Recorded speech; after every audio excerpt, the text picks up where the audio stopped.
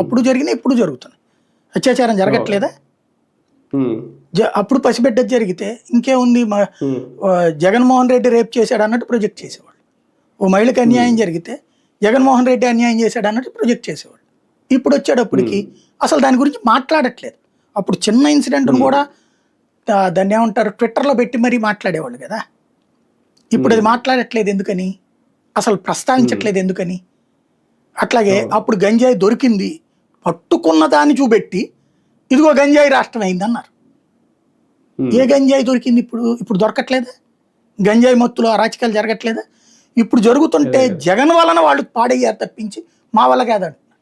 గంజాయి అన్నటువంటిది ఇదే చంద్రబాబు గారి అధికారంలో ఉన్నప్పుడు వీళ్ళు ఎమ్మెల్యేని చంపేశారు, గుర్తుంది కదా. మరి అంటే గంజాయి అప్పటి నుంచి ఉందనినే కదా అర్థం. ఇప్పుడు గంజాయి దొరికితే ఆంధ్రాలో కాదు ఒరిస్సా నుంచి తెస్తున్నారు. అప్పుడు గంజాయి తెస్తే ఆంధ్రాలో దొరికింది వీళ్ళే వెళ్ళి చూసి వచ్చినట్టు చెప్పేవాళ్ళు. అన్నిటికంటే స్పెషల్ ఏంటి, అదేది షిప్పులు, 2 షిప్పుల డ్రగ్స్ ఆంధ్రాలోకి ఎంటర్ అయినట్టు చెప్పారు, గుర్తుంది కదా. 2 షిప్పుల డ్రగ్గులు 2 సార్లు ఎక్కడో పట్టుబడ్డ వాటికి ఆంధ్ర వాడెవడో లింక్ ఉంటే దానికి తీసుకొచ్చి ఒకటి. అప్పుడు గుజరాత్లో పట్టుబడ్డటువంటిది చెన్నైలో ఉన్నవాడికి అడ్రస్ విజయవాడలో ఉంది కాబట్టి జగనే ఇది అని చెప్పి మొదట. రెండోది వచ్చేటప్పటికి అదేదో విదేశాల నుండి వచ్చినటువంటి